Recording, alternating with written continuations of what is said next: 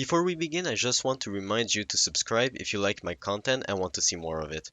Anyway, in Brawl, you have a lot of legends. Among those legends, some are trash, and some are top tier. But some legends are just underrated, totally capable of being used in high elo and tournaments, but never really receiving the attention they deserve. Well, today, I'm going to count down 5 underrated legends in Brawlhalla. As far as Kaya go, the only representation in tournaments is Impala from NA.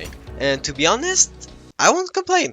She's severely underrated. Her stats are amazing. She has 4 strength, 7 defense, 7 speed, and 4 dexterity. She also has access to bow, who is top tier. And while spear isn't top tier, her sig kit really isn't something to scoff at. Especially spear down sig, who not only lingers for so long, but it also comes out in 13 frames. And bow and sig is an amazing anti-air with built-in momentum that goes along your own momentum. So she's a very underestimated legend. Honestly, I'm surprised that Nash isn't more played. He pretty much has everything you want from a legend. His stats are overlooked: 7 strength, 5 depth, 7 speed, and 3 dexterity. And you can even remove a dex point for some extra defense. His sigs are all fast, hard hitting, and lagless, with good hitboxes as well. And his weapon combination isn't even that bad. Spear and hammer? Really? You can literally just get 2 reads on spear, swap to hammer, and get a stomp stare. Bam! Easy kill. Like, what more do you want from a legend? Okay, maybe a legend that isn't as ugly. But you aren't being at a disadvantage if you main him. Vector is an enigma for me. A lot of people say that he is bad, but why exactly? Like, let's take a look at his kit and see what really is bad. So he has 7 strength, 6 defense, 7 speed, and 4 dex that you can remove for 6 strength. So nothing bad in the stat department. Now onto weapon combination. He has bow and lance, who can struggle to kill, granted, but in the case of Vector, that's not really the case, because his sig hit is also very good. Lance and sig kills on orange, and you can use it as a setup for up dodge reads after sideline nair. Lance side sig is decent, but at least it kills well. And the bow D-sig is straight up busted. Oh, we don't talk about the stinker that is Lance D-sig. But literally, there isn't anything bad about him. I said we weren't going to talk about Lance D-sig. Boy oh boy, Sentinel. How come people don't play more often? 5 strength, 7 depth, 6 speed, and 4 dexterity.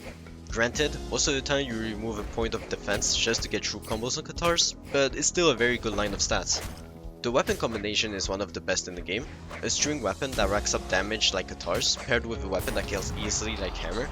And to be honest, that alone already makes it a good legend. But wait, he also has some good sigs with that. Mainly on Katars, because the Hammer sigs are kind of stinky, but you know, Hammer and sig is still a thing. So let's look at Katar and sig. It goes high, it has a lot of force, you can use it out of strings, it catches free dodges and jumps. Good sig, very good sig. And then you have D-sig, who is literally a non-committal move with force. Like, it has light attack level of recover time. And well, side sig is pretty bad. Like, there's no saving this move. Before I announce the number 1 spot, let me get 3 honorable mentions out of the way. Those are legends that have a lot of potential, but are only held back by one crucial flaw. So first off, we have Thatch.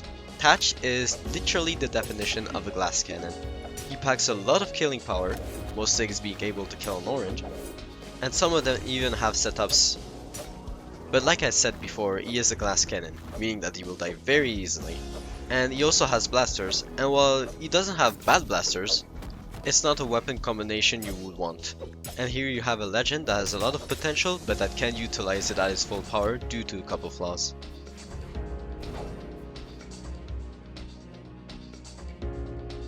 Next up, we have Ember, who is pretty much on the same boat as Thatch. She is a legend with a lot of killing power, but is held back by her low defense.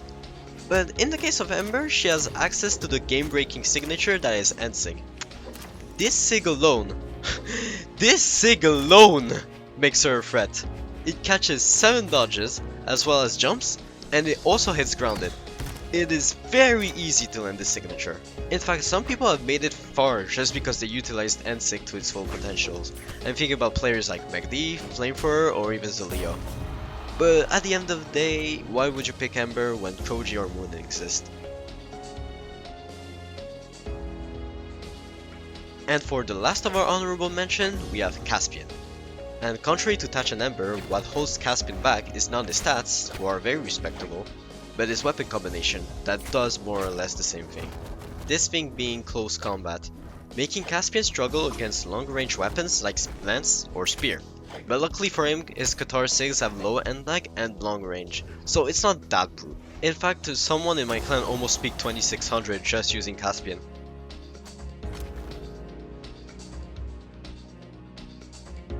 And for our number 1 underrated legend in Brawhalla, we have Volkov.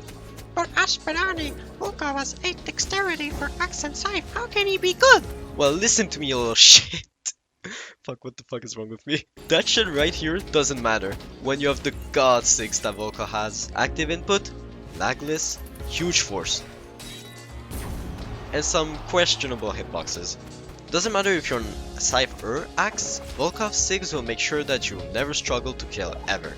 And since both weapons have really good damage build-up capabilities, this essentially means that you don't have to swap weapons mid-game to aid yourself. And at one point it was played a decent bunch, but let's be honest, that was only because Spivovsky and Tensor played it for a bit. But now you don't really see him. And once again, I'm not complaining. And here you have it, my top 5 most underrated legends in Brawhalla.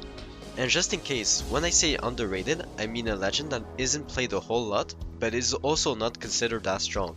So that's why you didn't see a legend like 4, because everyone knows how good he is, despite not being played that much.